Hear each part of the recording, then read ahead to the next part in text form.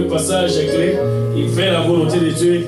Il est tout à fait différent de notre volonté, que notre désir, de ce que nous voulons et de ce qu'il veut. Matthieu chapitre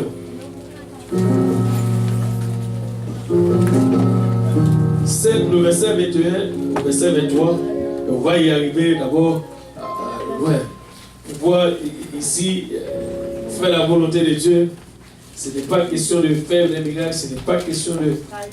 tu peux faire plein de choses et aller à l'église chaque jour. Mais tant que tu ne fais pas la volonté de Dieu, il y a un problème. On va regarder ce que la Bible dit. Matthieu 7, verset 21, la Bible dit, ceux qui me disent, Seigneur, Seigneur, n'entreront pas tous dans le royaume des cieux. Mais celui-là seul, que tout le monde dit seul, qui fait la volonté de mon Père qui est dans les cieux.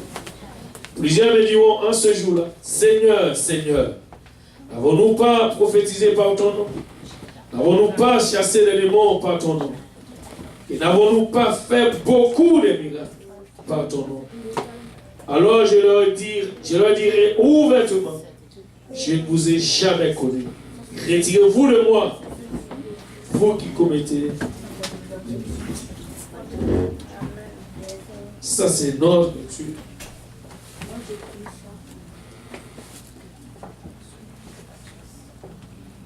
Faire la volonté de Dieu. Père, en ce moment, Jésus-Christ, nous sommes ici pour faire ta volonté. Nous ne sommes pas ici, Papa, pour faire ce que nous désirons, mais pour faire ta volonté, c'est que toi-même, Père, tu nous demandes de faire. Passons de chacun de nous, Seigneur, je vous regarde. Nos cœurs, Seigneur, nos pensées, Père. Et conduis-nous, Seigneur, dans ta voie. Ramène-nous, Seigneur, dans ta volonté, Seigneur. C'est là où nous voulons être, Seigneur, dans ta voie. Saisis nos cœurs aujourd'hui, chacun de nous, Seigneur Jésus-Christ, Papa. Lève toute ruse de l'ennemi, tout ce que l'ennemi essaye de faire, Papa, pour nous détourner de ta volonté. Papa, pour des choses que nous sommes conscients et ce que nous ne sommes pas conscients. Père, aide-nous, Papa, encore. Ouvre nos yeux, aide-nous à voir, Papa, ta lumière. Et comme quoi, tu vas nous amener, Papa, ou va nous amener, Père, dans ta volonté, Seigneur. Aide chacun de nous, Papa. Aide-moi, Seigneur Jésus-Christ, Papa, alléluia. Je ne peux pas être un entrave, Papa, pour ta parole, Seigneur Jésus-Christ, Papa. Aide chacun de nous, Seigneur. Que ta parole trouve une place dans nos cœurs aujourd'hui, qu'elle gère et produit des fruits, Papa. C'est pour nous conduire jusque dans la vie éternelle. Action des grâces dans nos cœurs, te prions au nom de Jésus. Que tout le monde dise au nom de Jésus. Merci, vous pouvez vous asseoir. Alléluia. Aujourd'hui, nous avons parlé déjà de voir, nous avons vu bien sûr plein de choses, faire la volonté de Dieu. Qu'est-ce que ça prend? Qu'est-ce que ça dit? La volonté de Dieu. Et c'est différent de ce que nous pensons, ce que nous voyons aujourd'hui. Nous vivons dans un monde où tout le monde croit, tout le monde parle de Jésus, mais peu de gens font la volonté de Dieu. Peu de gens font la volonté de Dieu. Et nous sommes ici, nous ne voulons pas faire notre volonté, mais nous voulons faire la volonté de Dieu. Et c'est pourquoi ce passage nous sont aussi beaucoup choqués. Il y a plein de choses que, quand je regarde cela, on dirait que c'est contraire de ce que Dieu.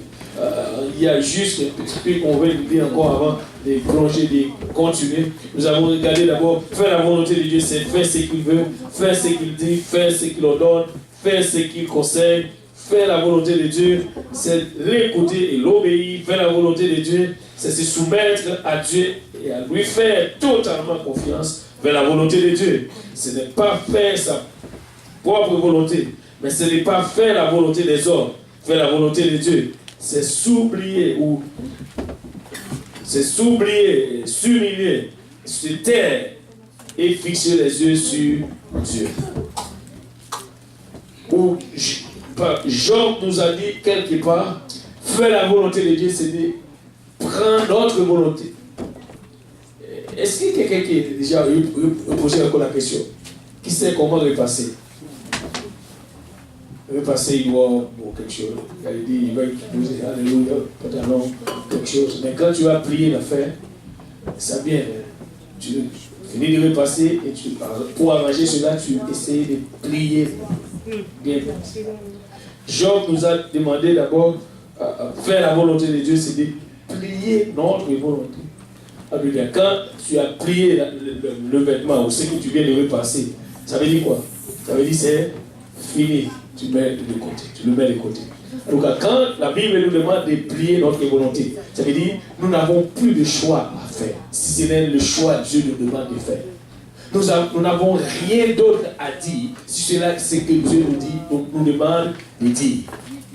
Et c'est comme ça nous allons plier notre volonté et de placer cela à côté pour dire maintenant je finis à moi-même. Je vais faire pour Dieu, selon Dieu. Amen. Alléluia. Et maintenant, ça nous demande beaucoup de choses.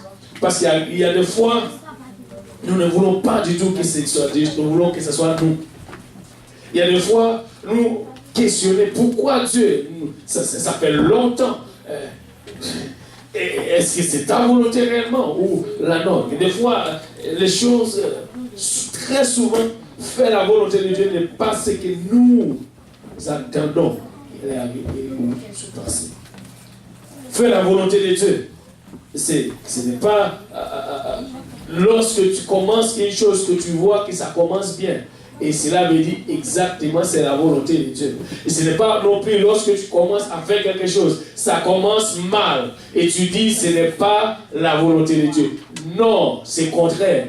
Ce n'est pas parce que ça a mal commencé, ou ce n'est pas parce que ça a bien commencé que tu dis c'est la volonté de Dieu. Ce n'est pas parce que ça non plus a mal commencé, et tu dis ce n'est pas la volonté de Dieu. Dieu fait ce qu'il veut, comme il veut, à qui il veut, quand il veut. C'est là Dieu. C'est ce que Dieu. Nous venons de chanter, il dit, il fait un chemin, il opère des miracles, et il tient ses promesses. Et cela, il est la lumière aussi dans les ténèbres. Et c'est ce qu'il est. Alors si tu veux que Dieu fasse un chemin, il peut faire un chemin lorsque tout semble noir. Si tu lui fais confiance, la volonté de Dieu. Je vais te dire une chose. Et qui s'est retrouvé déjà dans le cas de Job, ici à Seigneur? Vous savez, au-delà de la foi, Job a fait confiance. Job dit, même s'il me tue, je lui ferai. Waouh! Il y a des gens qui commencent à chercher Dieu, où Dieu fait une promesse. Dieu dit, je vais te donner quelque chose. Et si cela n'arrive pas, Seigneur, je pensais que tu allais faire cela, puisque tu tardes, tu ne le fais pas encore, moi je fais mon affaire, ou Seigneur, je m'abandonne. Ce n'est pas comme ça. Fais la volonté de Dieu. Et si tu regardes l'histoire de Job, ça ne sent pas du tout que Job était dans la volonté de Dieu. Et si tu regardes aussi le cas de Joseph, lorsque Dieu tient sa promesse. Si tu regardes, est-ce qu'il y a quelqu'un qui a déjà lu le livre de Genèse, chapitre 39 jusqu'au chapitre 49, quelque part?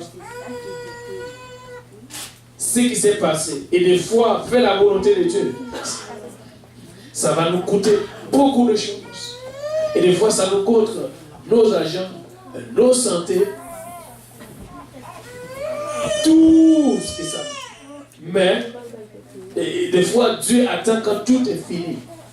Quand nous n'avons pas d'argent, même notre santé est attaquée, là où nous allons douter, même du Seigneur.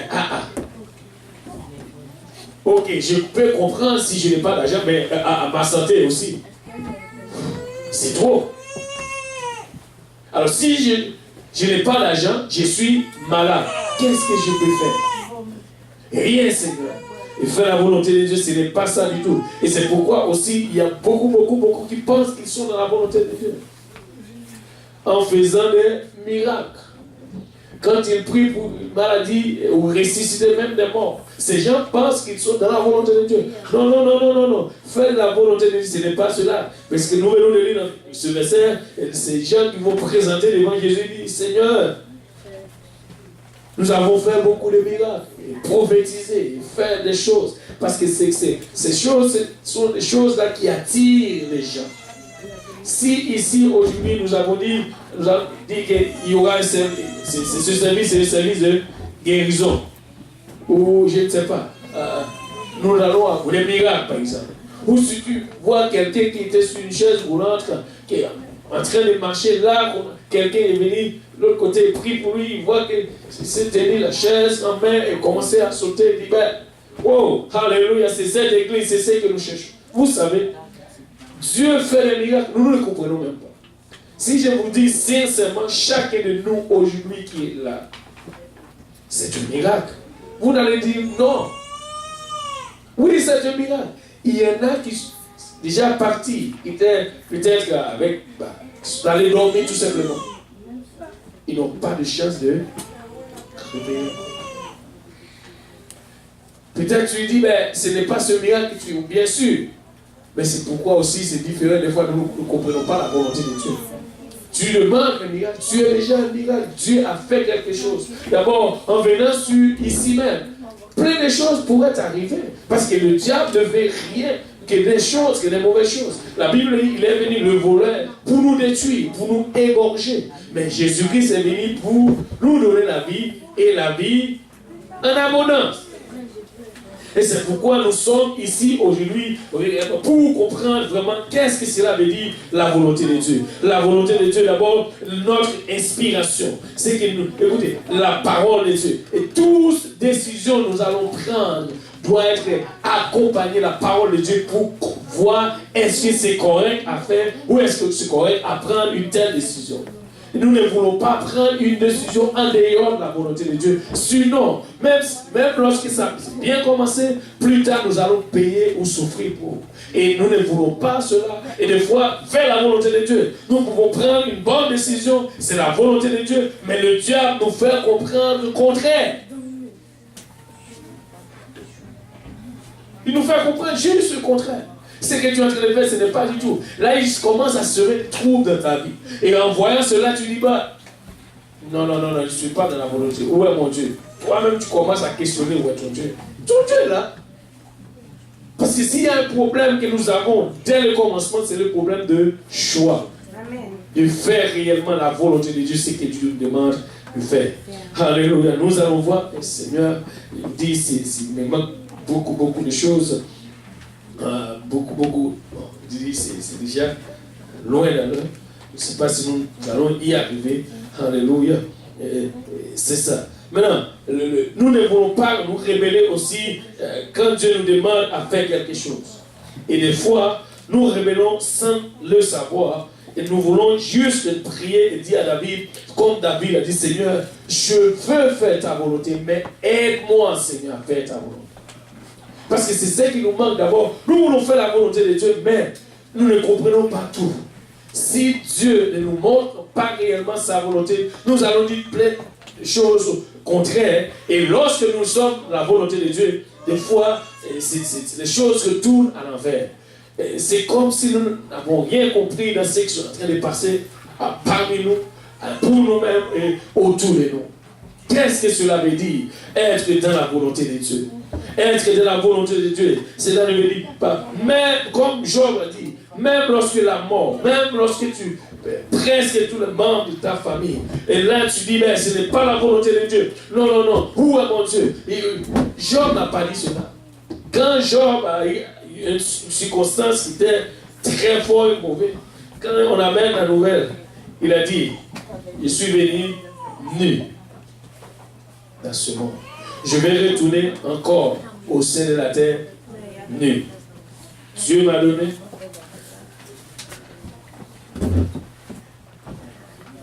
Il a pris, oui, il a retiré, que son nom soit béni. Nous voulons vraiment être dans la volonté de Dieu. Parce que Dieu ne veut pas que nous soyons discrets et plein de choses. Nous devons aimer le Seigneur et suivre et marcher selon ses commandements. Parce que sinon, nous allons nous retrouver ailleurs. Si tu regardes d'abord l'histoire même, nous avons parlé un peu de cela, l'histoire de David, comment il a parlé. Nous avons dit de Psaume 40, verset 8, il a dit, je vais faire ta volonté, alléluia, et ta loi est au fond de mon cœur. Et là encore, il a dit, je vais faire ta volonté, ta loi est là, mais je lutte encore avec cela. Mais lorsque il arrive dans le psaume 51, alors il a écrit Psaume 40, et dans le psaume 51, et là il a réalisé qu'il n'était pas du tout dans la volonté de Dieu. Il a dit, psaume 51, verset 6, mais tu veux que la vérité soit au fond du cœur. Faire la volonté de Dieu, c'est de dire la vérité, même lorsque les gens se fâchent, les gens révoltent, mais tu dis la vérité. Et la vérité, ce n'est pas dire juste une parole à moitié, dire ce que Dieu te dit de dire. Ce n'est pas la vérité, c'est Jésus d'abord. Et si c'est Jésus, tu ne peux pas retenir une chose que Jésus a dit, ou t'a ordonné de dire. Tu dois le dire et tu dois le faire comme selon son plan. Et sinon, nous n'allons pas être dans sa volonté. Et nous ne voulons pas être ailleurs. Nous voulons juste notre volonté. Ésaïe, chapitre 30, verset 1, la Bible dit ici, l'Éternel dit, malheur, dit l'Éternel, aux enfants rebelles qui prennent des résolutions sans moi et qui font alliance sans ma volonté pour accumuler péché sur péché. Ça, ce n'est pas la volonté de Dieu. Ce n'est pas du tout la volonté de Dieu de faire cela. Et nous devons faire la volonté de Dieu. Et maintenant, la responsabilité, quelle est notre volonté? Une autre question est la suivante. Dieu veut-il toujours nous faire connaître sa volonté? La réponse qu'il nous a donnée. Pas toute la Bible est dans aucun doute, ou sans aucun doute. Oui, la Bible elle-même, la révélation et la volonté de Dieu pour notre vie. Le Seigneur Jésus-Christ est venu pour nous révéler toute la volonté de notre Père.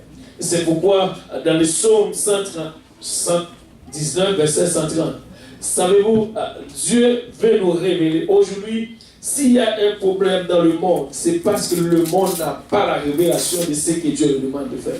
Parce que nous allons discuter lorsque nous ne sommes pas dans sa volonté, lorsque nous sommes ailleurs, où Dieu veut que nous soyons toujours dans sa volonté. Regarde ce que la Bible dit, la révélation de tes paroles est claire. Elle donne de l'intelligence aux simples. D'ailleurs, si tu veux connaître le plan de Dieu ou la volonté de Dieu, tu te restes, essaye de plier d'abord la tienne et dépose cela à quel côté, reste un peu simple. Dieu va t'éclairer. Mais tu dois rester simple. N'essaye pas d'argumenter, n'essaye pas de chercher écoutez, tout ce que nous sommes en train d'argumenter, il y a toujours un esprit en arrière de ça. Nous ne savons pas. Pourquoi nous argumentons avec Dieu? Dieu veut de notre bien. Dieu ne veut rien de mal pour aucun enfant de Dieu. Mais savez-vous, l'ennemi, il est venu pour nous égorger. C'est lui qui veut notre mal. Il veut toujours que les choses vont mal pour nous.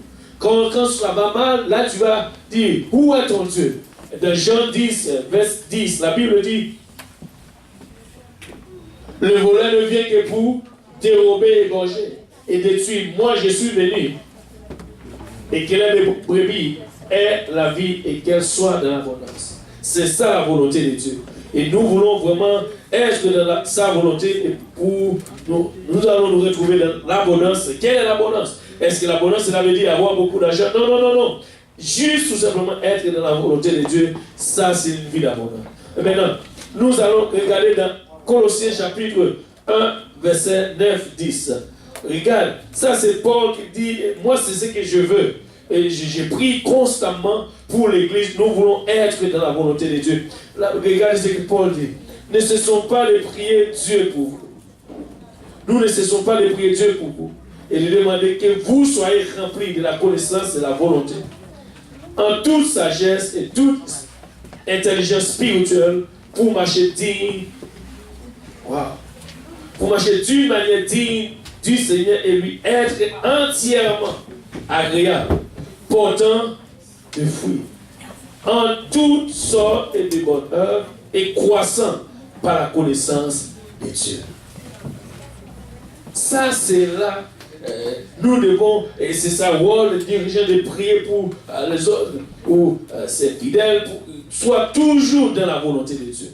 Quand tu es dans la volonté de Dieu, tu es sage. Mais comment est-ce que tu es sage? Parce que si tu es sage, pourquoi tu ne veux pas dire ce que tu n'as pas le droit de dire? Tu vas dire toujours ce qui est correct. Et je ne veux pas te dire être sage, c'est tu vas faire content, les gens vont envie de te voir. Non, non, non, non, non. Tu vas dire tout simplement la vérité, même lorsque les gens se fâchent. Mais quand même, tu es sage. Même lorsque tu dis la vérité, tu vas le dire d'une façon sage. Tu ne vas pas le dire cela contraire, mais tu vas juste parler. Paul ne pouvait pas prier sans connaître la volonté de Dieu. S'il demandait que les Colossiens soient remplis de la connaissance et que la volonté du Seigneur, c'est qu'il savait que Dieu voulait aussi le faire connaître sa volonté. Le problème n'est donc pas de savoir si Dieu veut nous révéler sa volonté. S'il le veut toujours. Le problème est de savoir si nous voulons vraiment faire la volonté de Dieu. Est-ce que nous voulons vraiment faire la volonté de Dieu? Non pas du bout des lèvres, parce que nous le disons toujours, mais du fond de notre cœur. Éphésiens chapitre 1, 7, 9. En Jésus-Christ, nous savons la rédemption par son sang. Alléluia, oh j'aime ça. Et la rédemption, ça veut dire le pardon pour le péché, nous allons trouver cela dans le sang de Jésus. Alléluia. Qui a le sang de Jésus-Christ ici? Amen. Alléluia. Le sang de Jésus-Christ ne couvre pas le péché. Le sang de Jésus-Christ enlève le péché. Ou efface le péché. Voilà. Alléluia. Nous avons la rédemption par son sang. La rémission des péchés selon la richesse de sa grâce que Dieu a répandue abondamment sur nous par toute espèce de sagesse et d'intelligence, nous faisons connaître le mystère de sa volonté sur le bienfait. Maintenant, wow, le dessein qu'il avait formé en lui-même. Vous savez, la volonté de Dieu, c'est un mystère. Alors, c'est ce que c'est. On va regarder encore. Non, je vais calmer. Voilà. Nous faisons connaître le mystère de sa volonté selon le bienveillant dessein qu'il a formé en lui-même. En d'autres termes, ce que Dieu désire pour nous, c'est nous révéler ce mystère. Maintenant, il y a des fois que nous allons parler dans la rue aux gens ou discuter, voici ce que Dieu dit. Surtout au sujet de ce que les gens prêchent l'évangile. Par exemple, au sujet de l'évangile, il y a toutes sortes, plusieurs façons les gens disent qu'ils prêchent l'évangile. Alors, Paul nous dit que l'évangile ne change pas. Paul nous montre que l'évangile reste pareil. Et ici, regardez, les problèmes, il n'y a que deux mystères. Il y a le mystère de l'iniquité et le mystère de la piété. Le mystère de la piété va nous révéler la volonté de Dieu. Le mystère de l'iniquité va nous révéler la volonté du diable. Il n'y a que deux mystères. Il n'y en a pas trois. Il y a deux. La volonté de Dieu et la volonté du diable. Ça veut dire, quand on parle de la volonté de Dieu, c'est-à-dire, c'est la piété. En d'autres termes, c'est de vivre et marcher dans la sanctification. Tu ne peux pas vivre pour Dieu et vivre contraire et marcher et désirer de faire contraire. Dieu, écoute, même notre façon d'habiller, c'est Dieu qui nous habille. Même notre façon de penser, c'est Dieu qui doit amener de bonnes pensées. Parce que sinon, le diable et nous-mêmes, nous n'avons pas de bonnes pensées. Vous savez, notre volonté, Dieu encore, je ne sais pas s'il dit ici déjà, il y a trois voies. On n'est pas d'accord avec, il y a trois voies. Peut-être nous voulons dire souvent, ou nous disons souvent, il n'y a que deux voies, la voie de Dieu et la voix du diable. Non, il y a trois. Il y a la voix de Dieu, il y a la voix du diable, il y a notre voix.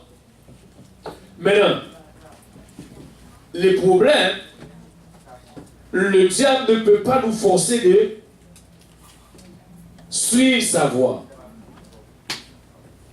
Dieu ne peut pas... Écoutez, nous sommes au milieu. Oui, le diable peut nous forcer, il peut venir s'aimer quelque chose. Mais ce que Dieu fait, c'est mieux du contraire. Dieu nous conseille d'abord à faire et à suivre sa volonté, mais Dieu ne nous pousse pas. Dieu ne vient pas avec quelque chose en main pour nous frapper. L'ennemi va venir et nous frapper, nous déranger, de dire à faire sa volonté. Mais je vais te dire une chose.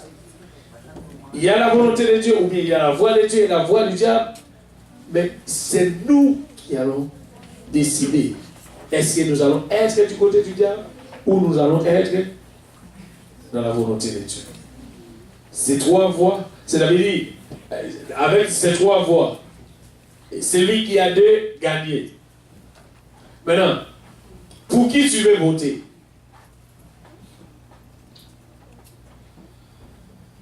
Pour qui tu veux voter alors?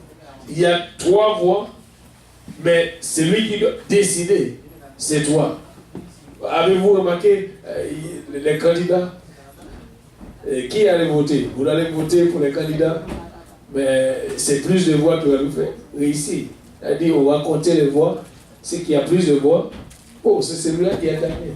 C'est-à-dire, en d'autres termes, qui nous voulons gagner? Soit Dieu ou le diable. Et le diable n'a pas de pouvoir, aucun pouvoir. Je dis encore, je ne sais pas pourquoi cela est venu à terme. Le diable n'a pas tellement de pouvoir. Je vais te montrer encore. On va voir pourquoi il n'a aucun pouvoir, si ce n'est nous-mêmes. Si on regarde Matthieu, on n'était pas du tout dans cette affaire. Qu'est-ce que je vais chercher? On va regarder dans Matthieu chapitre 4, le diable n'a aucun pouvoir. Il a essayé, il a tenté, fait une tentative de faire quelque chose, mais il n'a aucun pouvoir. Et je vais juste dire à quelqu'un, le diable n'a aucun pouvoir sur toi, et élève ta tête. Décide-toi de faire la volonté de Dieu. Le diable ne peut pas t'empêcher de faire la volonté de Dieu. Il n'y a que trois mains.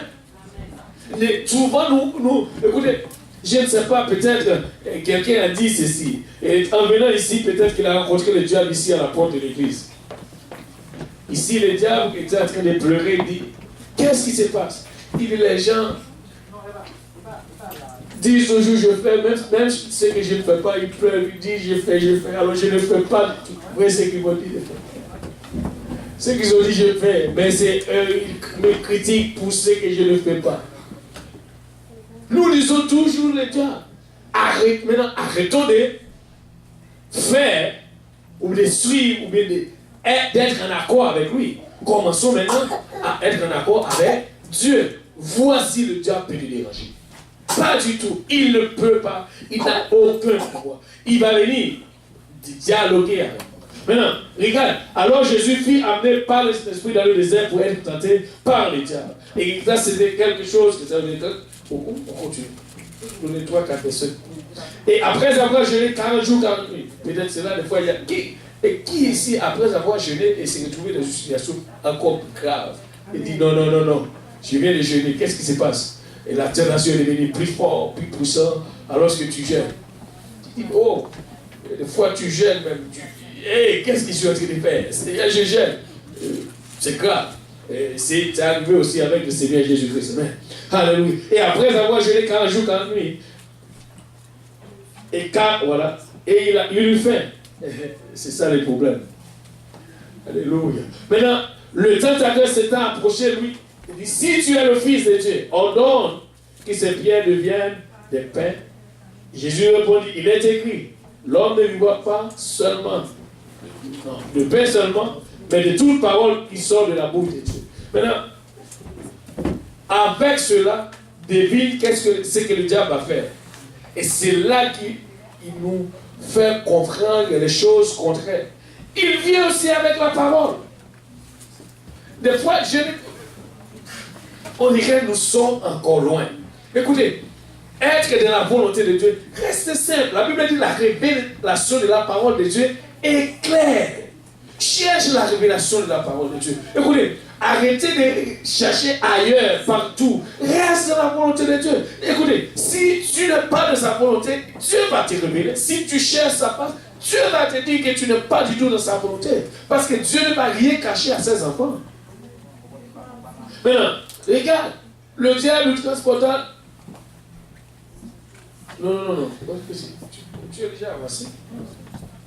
Le diable le transporta dans la ville sainte, le plaça sur. Mais non, il a dit le Fils de Dieu. Ok. Jette-toi. Quand il a dit jette-toi, car il est écrit. Le diable a dit aussi qu'il est écrit. Ça veut dire ici maintenant la parole. En d'autres termes, quand le diable veut te déranger, il va venir avec quoi? La parole. Et c'est pourquoi la Bible, j'aime ces choses. La Bible dit, ce n'est pas tous ceux qui disent Seigneur, Seigneur. En d'autres termes, le diable connaît aussi la parole. Il va venir citer la parole. Tu vas te sentir entravé, dérangé parce que le diable a cité la... Non, il connaît aussi la parole. Écoutez, il peut citer la parole, mais c'est pratique que Dieu demande. C'est faire ce que la parole demande. La parole, c'est Dieu. Mais le diable a cité quand même une parole. Il a dit, jette-toi en bas. Car il est écrit, il donnera à des ordres, à ses anges, à ton sujet. Et il a dit bien, à ton sujet. Et te porteront sur le main de peur que ton pied ne heurte contre une pierre. Vous savez, cette parole se trouve dans le psaume 91. Le diable cite la parole. Et là, regarde, j'aime Jésus-Christ. Après, il a dit, Jésus-Christ lui dit, il est écrit aussi. Il est aussi écrit. Tu ne tenteras le Seigneur ton Dieu. C'est ton Dieu. Et le diable le transportera encore sur une très élevée et lui montrera tous les royaumes du monde et les gloires. Ça, c'est ce que les hommes cherchent. Les royaumes, c'est ce qui a rapport à les richesses. Alléluia. La gloire. Et savez-vous, la gloire veut dire c'est moi. Ah, c'est moi. Oh, c'est moi. La gloire, les richesses, ainsi que la gloire. Ce sont des choses que les hommes cherchent. Quand on parle de l'homme, oh, cet homme-là, content, oh, on parle de moi, oh, Jésus. C'est là. Ça, c'est ce que les hommes cherchent. Parce que je vais te dire pourquoi. Commencer à parler bien d'une personne. Oh, tu dis bien. Il va être content. Mais commencer à parler mal. Il va se fâcher. Ah, il va se fâcher. Et je comprends une chose. Qui veut être comme Jésus-Christ? Vous savez, si tu veux être comme Christ, ça prend quelqu'un pour te crucifier. Wow. Tu n'es pas d'accord? Gloire au nom de Dieu. Je vais juste te poser la question. Qui veut être comme Christ ici? Si tu veux être comme Jésus, ça prend quelqu'un d'autre pour te crucifier. Parce que tu peux essayer de clouer tes pieds, clouer une main, mais l'autre main, ça prend quelqu'un d'autre pour le faire. Amen. Tu veux... Devine quoi? Jésus-Christ dit, tu veux me suivre. Charge quoi? Alors tu dois arriver quelque part et dire, viens me clouer. Mais nous n'aimons pas cela. Voilà. Être dans la volonté de Dieu, et c'est clair. Là, quand le diable a parlé, il a fait toutes ces choses. Nous aimons cela. Parce qu'il y a des gens qui veulent que quelqu'un vienne pour l'adorer, prosterner. Si les gens ne font pas ça, oh, c'est tout un problème. Écoute, celui qui mérite l'adoration, il n'y a que Dieu. Personne ne mérite l'adoration. Il n'y a que Dieu. Écoutez, nous avons tous créé pour l'adorer. Dieu mérite l'adoration. Et c'est pourquoi, et si nous n'adorons pas Dieu, nous avons un sérieux problème. Pourquoi? Parce que Dieu demande l'adoration. Parce qu'il y a une chose qui peut faire Dieu bougeait. L'adoration.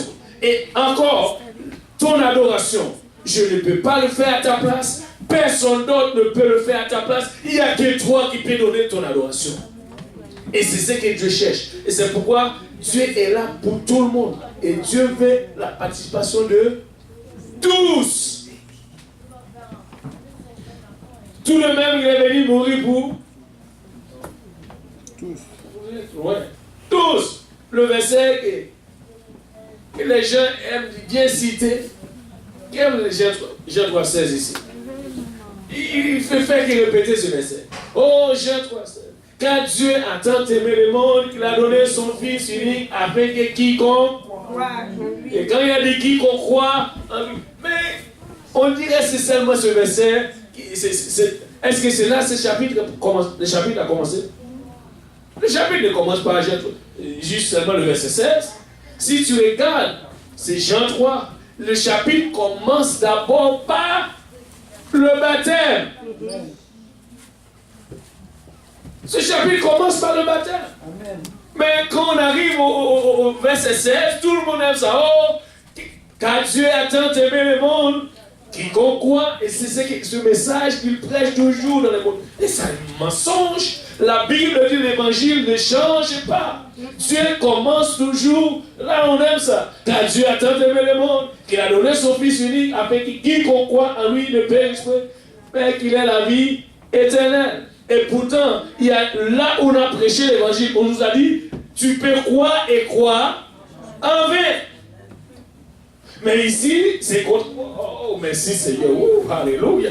Pourquoi c'est pas grave. Je vais ici essayer d'écarter les menottes. Je laisse, c'est là à côté, mais je vais. Alléluia. J'ai senti de prêcher l'évangile. Je vais prêcher l'évangile. Je laisse mes notes de côté maintenant. Alléluia. Maintenant, regarde ce que Paul dit. Je vous rappelle, frère, l'évangile que je vous ai annoncé et que vous avez reçu, dans lequel vous avez persévéré et par lequel vous êtes, en d'autres termes. Peu importe qui tu es, où tu es, ce que tu as comme bien ou tu n'as pas, tu ne peux pas être sauvé en dehors de l'évangile. Il n'y a que l'évangile qui sauve. Ça veut dire, il n'y a qu'une seule évangile. L'évangile n'est pas deux ou trois. L'évangile, ça veut dire que Jésus-Christ est mort. Alléluia. Regarde ce qu'il a dit. Alléluia. Et il a dit, on retourne quand on n'a pas fini. Alléluia. Il a dit, ouais, c'est ça. Dans lequel vous avez persévéré, par lequel vous êtes sauvés. Regardez, il y a un si. Mais quand tu lis Jean 3,16, il n'y a pas de si. Tout le monde aime Jean 3,16. Jean 3,16. Donne-moi Jean 3,16, je mets ça. On retourne à Jean 3,16 encore. On va faire une comparaison ici. Parce qu'il n'y a pas si. Devine quoi? Dans Jean 3,16, Jésus-Christ n'était pas encore mort. L'évangile commençait à prêcher après la mort de Jésus. Tu dis, mais qu'est-ce que tu dis? Et Jésus-Christ a envoyé les disciples. Vous voyez, les disciples devraient prêcher la mort parce que l'évangile implique la mort, l'enterrement et la résurrection. C'est ce qu'est l'évangile. Et quand tu regardes dans Jean ici, Jésus-Christ, même avant cela, il a montré la façon. Il a même, on va regarder d'abord verset 3, 5, dans Jean avant de venir au verset, juste verset 3 jusqu'au verset 8, et on va prendre le verset, alléluia, en tout cas, j'ai envie de... Je vais prêcher l'évangile. Jésus répondit, alléluia, en vérité, savoir pourquoi Jésus-Christ a répondu par une telle, de cette façon, il dit, alléluia, en vérité, je te le dis, alléluia, si un homme ne naît de nouveau, il ne peut voir. Ouais. Maintenant, encore le verset 5, là où il y a plein de discussions où les théologiens discutent toujours dessus. Et le verset 4, on a déjà lu le verset 4. Nicolas lui dit, voilà, c'est un problème. Comment un homme peut-il naître quand il est vieux? Peut-il rentrer dans le sein de sa mère et naître? Là, c'était un problème. Et vous savez qui était Nicodème? Si vous, on va vous montrer que Jésus-Christ même a dit, ouais, Jésus-Christ a élevé les gens. Jésus-Christ a même dit, oh, tu es un docteur. Jésus-Christ a appelé Nicodème, tu es un docteur. Nicodème, c'était le docteur de la loi. C'est lui qui a plein de connaissances. Vous savez, toute connaissance qui compte pour Dieu, c'est dans sa volonté. Tout autant que tu n'es pas dans la volonté de Dieu, peu importe la connaissance que tu as, cela ne sert à rien. Waouh! Jésus lui répondit maintenant. Oh, juste, j'aime la fille. Elle va déjà lui montrer le verset. Alléluia. Merci. Jésus répondit, en vérité, je te l'ai dit, ce nom de d'eau. Que tout le monde dit d'eau. Et l'esprit, il ne peut entrer dans le royaume de Dieu. Mais ici, quand on a dit d'eau, là, il y a une ils ont compliqué la parole de Dieu. Oh, l'heure est déjà partie. D'eau ici, on va venir avec une autre explication. On va dire d'eau ici, là où c'est placé, signifie la parole. Ok, donne-moi la signification de l'esprit maintenant. Tu ne peux pas me donner la signification de l'autre et laisse l'autre à côté. Non. Si d'eau signifie la parole, l'esprit signifie quoi? Donne-moi la signification de l'esprit aussi. Là, c'est les théologiens, ils vont dire plein de choses. Plein de choses. Plein de choses. Alléluia. Mais ce n'est pas ce que Jésus-Christ est en train de dire à Nicodème ici. Alléluia. Est-ce qu'il y a un Nicodème ici? Si il y a un Nicodème ici, il a besoin de faire ce que Jésus-Christ demande de faire. Maintenant, quand Jésus-Christ a parlé de la sorte, Nicodème était encore bouleversé. Mais regarde au verset 6. Alléluia. Jésus-Christ a dit une chose. Ce qui est né de la chair est, et ce qui est né de l'esprit est. Le problème, c'est que ça prend une deuxième naissance. Regarde ton voisin lui, ça prend une deuxième naissance. Tu dois être né deux fois. Tu lui as dit pourquoi? Parce que Jésus-Christ dit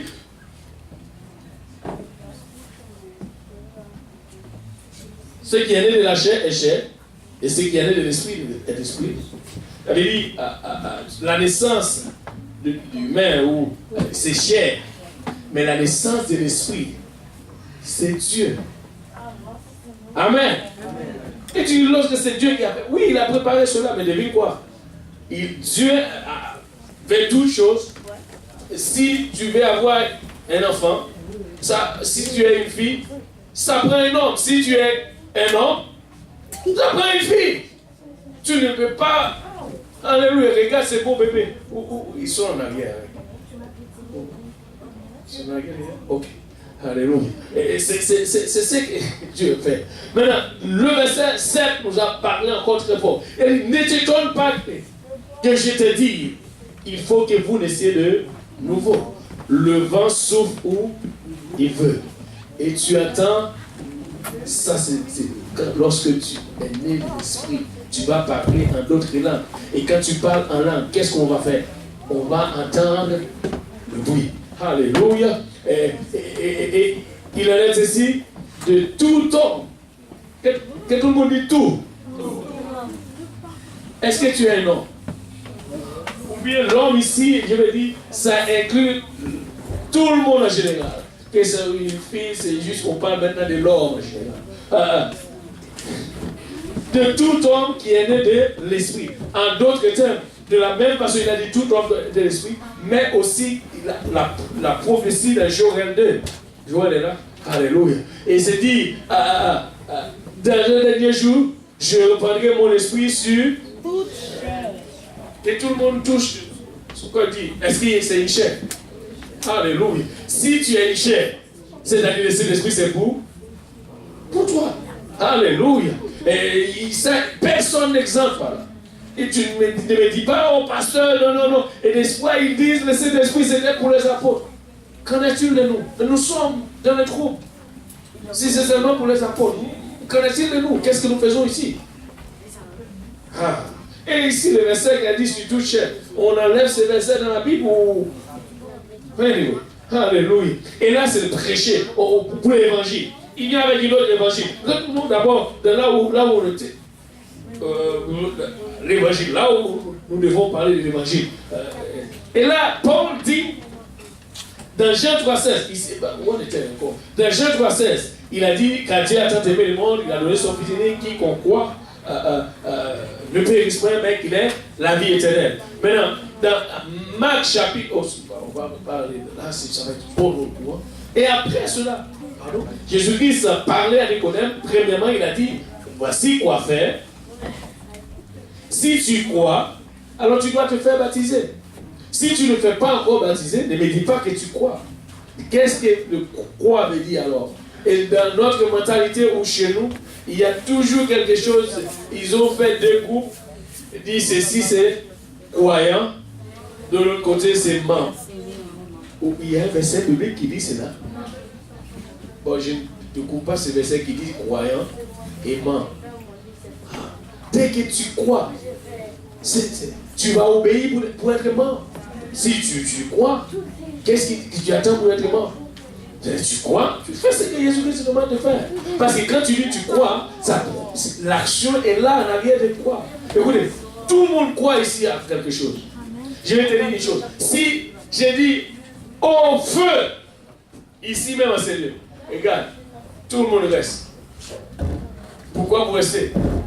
Vous croyez que ce n'est pas vrai. Mais si vous voyez le feu, là vous allez croire. Ceux qui ne savent pas courir, allez arriver dehors avant. Je vous dis. Et c'est ça le problème. Et ici, celui qui croira et qui sera baptisé sera. Mais celui qui ne croira pas, il n'y a pas de problème. Comme nous le basketball, on voulait avance. Écho était là. Alléluia. Et là où on était. Paul a dit l'évangile ne change pas. Là, je vous rappelle, frère, l'évangile. Et alléluia, l'évangile ne va pas changer aujourd'hui. Nous sommes encore à notre ère de l'église. C'est-à-dire, ça ne change pas. Et dans le temps de l'église, ils ont prêché l'évangile. Et cet évangile, c'était la mort, alléluia, l'enterrement et la résurrection de Jésus-Christ. Et nous sommes en train de prêcher. Je vous dis, si tu regardes le livre des Actes, il n'y a pas un endroit où se dit Amen. Nous sommes encore dans le livre des Actes. C'est-à-dire, nous devons prêcher l'évangile. C'est là notre appel. Et quand Paul a dit, regardez, alléluia, et là par l'évangile, mais j'aime là où il passait, c'est si. Si, que tout le monde dit si. Si. Vous les retenez tel que je vous l'ai annoncé. Autrement, que tout le monde dit autrement. Vous auriez cru en vain. Là, le cru ici, c'est le verbe croire. En d'autres termes, s'il y a un autre évangile, je ne le connais pas. L'évangile me dit quoi? Regardez ces trois étapes, il va prononcer ces trois étapes.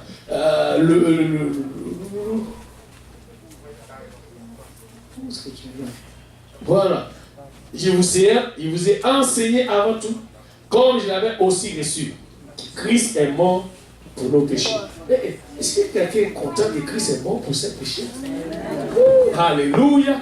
Christ est mort pour nos péchés. Ce n'était pas pour ses péchés, c'était pour les nôtres. Waouh! Christ est mort pour nos péchés, et selon les Écritures. Et non seulement il est mort, la mort, ce n'était pas une bonne nouvelle. Vous dites que vous allez prêcher la bonne nouvelle. Et quand quelqu'un vient amener une nouvelle de la mort, c'est une bonne nouvelle? Qui a considéré la mort, c'est une bonne nouvelle? Depuis mon enfance, à chaque fois qu'on annonce le problème de la mort, je vis que les gens sont en train de pleurer. Qui aime bien les gens en train de pleurer? Ce n'est pas une bonne nouvelle.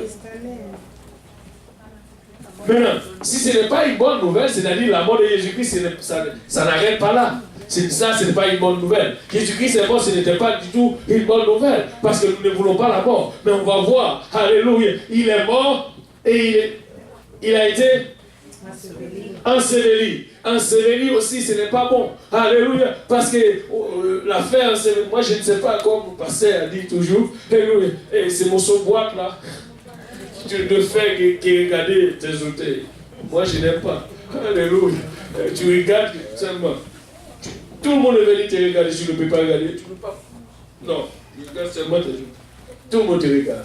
Et puis après avoir te regardé dans ce morceau boîte, on va aller quelque part, te faire rentrer dans tout, tu restes là seul. Tout le monde va.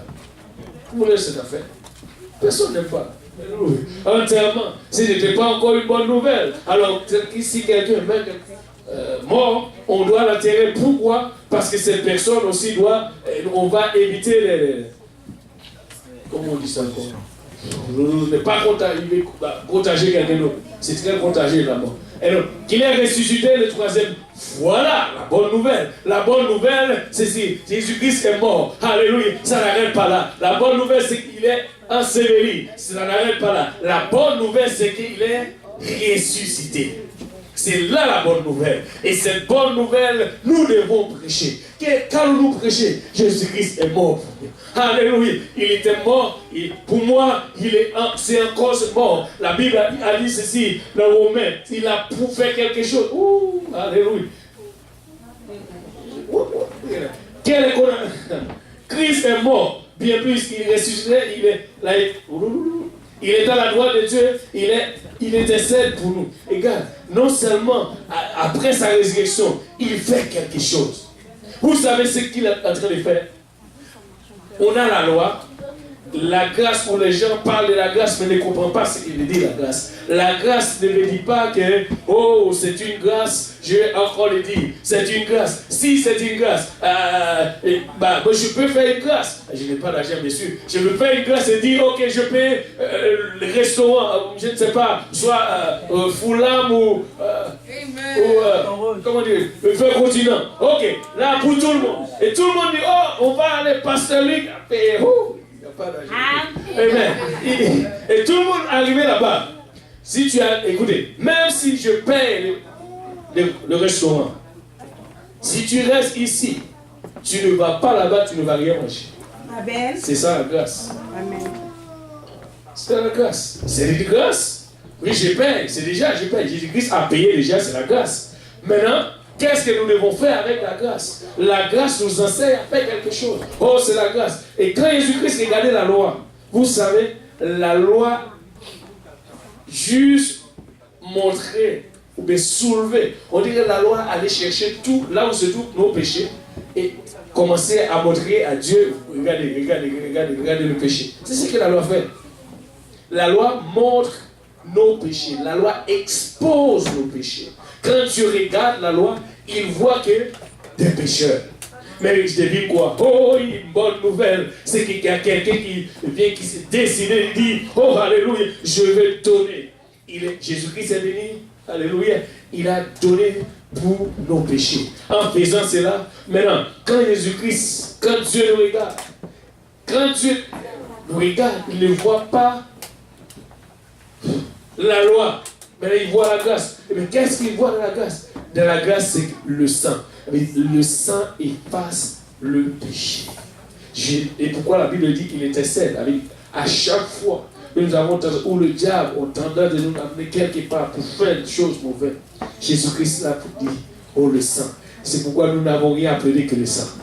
Alléluia, nous aimons plaider le sang de Jésus-Christ. Et ici, alléluia, ce n'est pas parce que nous donnons une licence pour être péché, mais nous voulons te dire, alléluia, la grâce nous